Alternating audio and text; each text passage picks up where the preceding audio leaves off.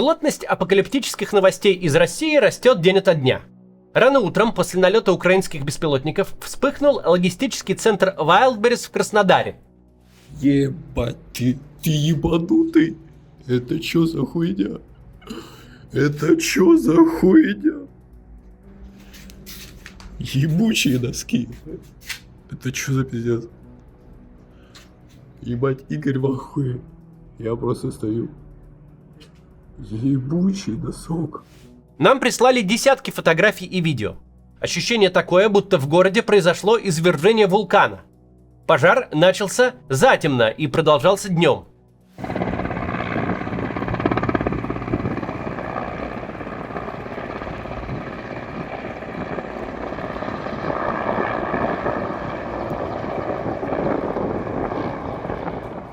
Куда меньше приходит информации о логистическом комплексе Wildberries в Невинномысске. Это Ставропольский край. Однако складские помещения горят и там. На фоне этих новостей совсем затерялось сообщение о горящей нефтебазе в Армавире. Оно и неудивительно. Пылающие объекты топливной инфраструктуры стали для России обыденностью. Власти же, как и раньше, предлагают потерпеть, чтобы потом потерпеть еще больше. Об этом сегодня и поговорим. Прежде чем начнем, напомню, что мы сделали гайд по обходу блокировок интернета в России. А если вы геймер и подыскиваете себе новый VPN-сервис, обратите внимание на VPN Liberty. У него есть отдельные игровые серверы.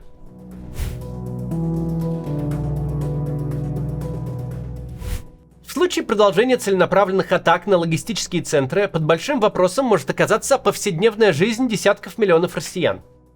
Потери от пожаров несет не только мегакорпорация Wildberries, которая теряет складские помещения, оборудование и, к сожалению, сотрудников. Но еще у тысяч малых и средних предпринимателей сгорает весь товар. А ведь предприниматели уже и так испытали на себе большие тяготы от возросшей налоговой нагрузки. Некоторые компании из-за фискальной политики государства в военное время оказались на грани выживания. Возросли и комиссии, которые маркетплейсы взимают с продавцов. Причем очень сильно возросли. Другим ударом стали штрафы за рекламу через заблокированные соцсети, включая Instagram. Наказания пока почти никогда не назначаются, но нервных клеток новые правила предпринимателям не добавляют точно. Теперь же каждый чудом выживший малый и средний бизнес рискует погибнуть в любой случайный день и в любую случайную ночь. Маркетплейс за сгоревший товар продавцам ничего не должен, так как влетевший в склад беспилотник теперь считается форс-мажорными обстоятельствами. По идее, все потери обязано возместить государство, так как именно оно является источником всех этих форс-мажоров. Оно ведь начало войну с Украиной и ведет ее непонятно зачем. Однако выплачивать людям десятки, а то и сотни миллиардов рублей компенсаций система явно не собирается. Продавцы остаются лишь с гигантскими долгами перед покупателями и банками, где брали кредиты под развитие дела. Отныне, чтобы продолжить продавать товары через маркетплейсы, по крайней мере в европейской части России, нужна поистине отчаянная смелость. Логично в таком случае поднимать цены, но это инструмент с ограниченной пригодностью. Ведь покупательная способность россиян не растет, а падает. Еще сильнее падает такой показатель, как потребительский оптимизм. А топливный кризис так и так тянет цены вверх и безо всякой дополнительной наценки. Один удар по логистическому центру создает мрачную картинку для соцсетей с огнем и дымом, который заволакивает небо над целым городом. Множество таких ударов, если они регулярны, вгоняют в кризис целую большую отрасль. У Wildberries есть ограниченное количество мегаскладов, чье местоположение не является государственной тайной. Каждая из них огромная, небронированная и неподвижная мишень. Украинский мониторинговый канал Supernova Plus уже сделал издевательское бинго из 20 крупнейших складов Wildberries. Согласно нему, 3 объекта уже убиты и 2 ранены. Значит ли это, что все склады и сортировочные центры ВБ будут в скором времени уничтожены? Нет, их в общей сложности около 200 по всей стране, и многие расположены аж на Дальнем Востоке. Да и не всякое попадание по крыше приводит к возгоранию всего комплекса. Однако для полноценного кризиса и не требуется уничтожать всю инфраструктуру. Не нужно уничтожить даже большую ее часть. Достаточно создать условия, при которых значительное число предпринимателей решит, что вести дела в России – это ничем не оправданный риск. Риск оказаться не просто у разбитого корыта, но поломать себе жизнь, оставшись с одними долгами. По соцсетям массово распространяются видеоролики, записанные теперь уже бывшими предпринимателями, которые потеряли весь свой товар еще из-за самого первого удара по Wildberries. Таких видео будет все больше. И для многих они станут прививкой от всякой деловой активности в России. Каждая девушка, которая кормила семью продажей косметики, каждый парень, который завозил в Россию через третьи страны качественные кроссовки, все они платили конские комиссии маркетплейсу и налоги государству. Но им теперь никто ничего не должен. Маркетплейс может предложить не полную компенсацию, а лишь ограниченные компенсационные меры. Что так-то логично. Даже мегакорпорация разорится, если начнет каждый раз возмещать полную стоимость товара, сгоревшего не по ее вине. Государство же, которое затеяло всю движуху и с упорством упоротого отказывается ее останавливать, ответственности брать не спешит. Напомню, спустя 2 года после Курской операции ВСУ власти так и не дали нового жилья всем беженцам и погорельцам. Зато находятся юридические основания отказывать в компенсациях за утраченное жилье. Что ж тогда говорить о потерях малого и среднего бизнеса, которые путинской системе в принципе социально не близки.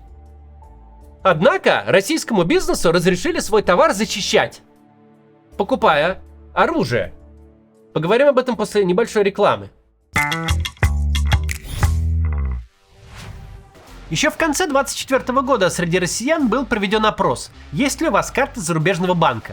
И каждый 5-й ответил утвердительно. Спрос на такие карты все растет, ведь с ними и за границей спокойней, и сервисы можно оплатить, и перевести деньги родственнику в другой стране тоже можно. И понятно, что в отрасли, где спрос растет, цены растут тоже. Особенно на удаленное открытие карты. Поэтому, если вы планируете путешествие, то оформить карту лучше заранее. Например, через команду SkyZit. Они пока держат доступные цены, и карту иностранного банка могут оформить в срок от 1 дня по загранпаспорту любой страны или паспорту РФ. Специалисты SkyZit не просто предлагают вам открыть карту, а сперва разбираются, как вы ее собираетесь использовать, и подбирают варианты, подходящие под ваши задачи. Если карта нужна вам для поездок, аренды автомобиля или отелей, это один вариант. Для оплаты сервисов другой, подешевле. Для жизни за границей или регулярных переводов третий. Есть еще тариф семейный. Будет карта для вас и для родственника или друга, так тоже можно. Оформление происходит после аванса, остаток вы внесете после изготовления карты. Это занимает несколько дней. Пластиковую карту доставят в любую страну, а вы сразу сможете привязать ее к Apple Pay или Google Pay и пополнить с российского счета по выгодному курсу. Приложение банка при этом доступно на русском языке. SkyZit гарантирует, если карту не откроют, деньги вернут. У них более 20 тысяч клиентов, среди которых есть и члены нашей команды. Они протестировали карты за границей, и все работает. Еще напомню, переходите только по проверенным ссылкам, их я оставил в описании под роликом. По ним, кстати, еще активируется скидка от 5 до 15 тысяч рублей по промокоду КАЦ. Продолжим. По данным РБК, в мае этого года российскому бизнесу разрешили закупать собственные противовоздушные средства. Зенитные артиллерийские комплексы, крупнокалиберные пулеметы, средства радиоэлектронной разведки и радиоэлектронной борьбы. Эту новость перепечатал и государственный холдинг ВГТРК. Также для защиты с воздуха возможно применение кинетических дронов-перехватчиков. Они не содержат взрывчатых веществ и сбивают беспилотники, попросту тараня их, и потому доступны для закупок гражданскими структурами. С одной стороны, корпорации с триллионными оборотами, наверное, могут позволить себе собственное войско, пускай без ракетных систем, но зато с малокалиберной артиллерией, станковыми пулеметами, дронами и средствами РЭБ и РЭР. С другой стороны, это кривая дорожка, которая ведет к созданию мегакартелей. Да, торговать они будут пока не кокаином, а товарами для семьи и дома. Однако коммерческие гиганты с армейскими вооружениями – это готовый сюжет антиутопии. В 2024 году спор хозяйствующих субъектов вокруг того самого Wildberries привел к стрельбе в самом центре Москвы, буквально в 5 минутах от Кремлевской стены. Тогда стреляли из пистолетов, в худшем случае из автоматов. А теперь решать конфликты можно будет с помощью зенитки.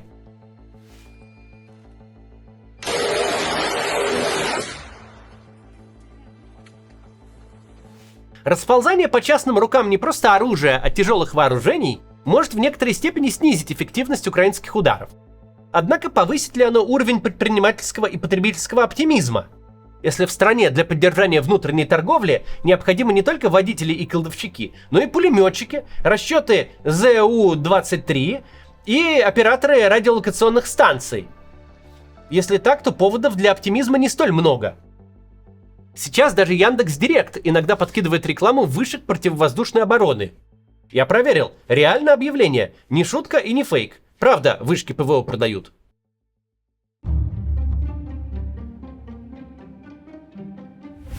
Главный итог этого июля – путинская система столкнулась с большим количеством проблем, чем она способна разрулить. Залить деньгами, переждать или каким-то иным образом переварить. Наиболее ярко эта новая реальность проявляет себя в Крыму. Ситуация там ухудшается день ото дня, и власти ничего не могут поделать. При этом к Крыму всегда было особое внимание, как к жемчужине в путинской короне собирателя земель. Но от особого внимания нет никакого толку, если система бессильна что-либо выправить. Туристический сезон, который должен был кормить полуостров вплоть до следующего лета, сорван. Многие крымчане, вроде бы возвращенные в родную гавань, оказались в этой гавани разорены. Бензин там в остром дефиците, как и электричество. В одних населенных пунктах дают свет 3 через 3, на 3 часа через каждые 3 часа. И это еще неплохо. В других местах света нет уже 2 недели. А без него не работает и водопровод. В магазинах там не осталось скоропортящихся продуктов, ведь холодильники не работают. Да и жители материка лишились важной части своего образа жизни. Съездить летом на море. Крым недоступен вовсе, а пляжи Краснодарского края радуют сиренами и разлитым в море мазутом. Сложно сказать, насколько удалось купировать последствия от крушения 2 танкеров с мазутом под Анапой в декабре 24-го. Уже тогда специалисты предрекали, что природа восстановится только через несколько лет. А недавний удар по нефтяному терминалу в Туапсе – это явный знак. В этом году в русские субтропики за отдыхом лучше не ехать. В Черном и Азовском морях число российских судов, атакованных силами беспилотных систем Украины, перевалило за 150. Это сейчас мало обсуждаемая тема, но не потому, что проблема незначительная. Так-то это катастрофа для режима, который выдавал за достижение господства в Черном море после аннексии Крыма и превращения Азовского моря во внутренний водоем России после частичной оккупации Запорожской и Херсонской областей. Возмущение же главы МИДа Сергея Лаврова выглядит не как благородная ярость, но как бессильная злость. Это уже даже не пиратство, чем занимается украинский режим. Пираты хотя бы они грабят и себе забирают. А здесь ни себе, ни людям просто вот нанести ущерб, запугать чистой воды терроризм. Нерешаемая проблема есть не только в Крыму и на юге России. На нынешнем этапе противостояния копья и щита не вполне ясно, что делать с бензиновым кризисом в разных регионах страны. Москва и Петербург сейчас снабжаются в приоритетном порядке. Другим же субъектам России велено терпеть и голосовать за Единую Россию. С таким предложением выступил депутат и статусный единорос Андрей Исаев. Не по причине того, что у нас в стране что-то делалось неправильно, какой-то нефтяной кризис, а потому что враг ударил. Это не зависящее от нашей воли обстоятельства. И второе, к взрослым мужикам я хотел бы обратиться все-таки с призывом не вести себя как подростки. Вот прорвало трубу, залило все вещи. А мне на дискотеку сегодня надо, а вещи залиты. А ну-ка сделайте что угодно, чтобы я на дискотеку вот эти вещи одел. Ну так не получается, к сожалению. С нами воюет целиком Запад. Так-то, если не знать контекста, можно подумать, что на Россию напали, и страна отчаянно отбивается и борется за свое спасение. В той же самой речи Исаев отметил, что, несмотря на все тяготы и лишения военного времени, все еще пока выплачиваются пенсии и не введены карточки. Передача с участием Исаева называется «Партком». Она выложена на том же сайте, где размещены предвыборные агитматериалы «Единой России». Среди них тот самый плакат «Быть за Путина базовый минимум». Но есть и другие. Например, просто странные, где единороссы зачем-то убирают снег с картины «Грачи прилетели». Попадаются и символические. Как вам вот такой предвыборный плакат? Человек, вскинув правую руку, ныряет ко дну. И слоган «Погружайся, не плавай на поверхности». Голова еще у пловца, как из фильма ужасов. Или вот еще пример агитации. Угрожающий плакат со слоганом «Прикиньте мертвым, медведь не тронет». Не хватает разве что слогана, как у Исаева: «Зато мы пока не ввели карточки». Ну, если серьезно, то не так много времени осталось до осени, а следом за ней наступит зима. Нет никаких предпосылок к тому, чтобы Путин согласился завершить войну, хотя условия ему все еще предлагают лучшие из возможных – заморозку по действующей линии фронта. Если война продолжится в нынешнем режиме, очень вероятно, что ВСУ будут замораживать российские города. После 3 предыдущих зим, когда Россия пыталась заморозить украинские города, они очень злые. И никакой Джо Байден больше Россию не защищает, не ограничивает Украину в ударах по ней. В том числе по теплоэлектроцентралям и котельным. На этой войне пока что худо-бедно соблюдаются лишь 2 табу – атомные электростанции и водоочистные сооружения в мегаполисах. В остальном же воюющие стороны ограничены лишь своими возможностями. А возможности Украины по нанесению дальнобойных ударов только растут. До завтра.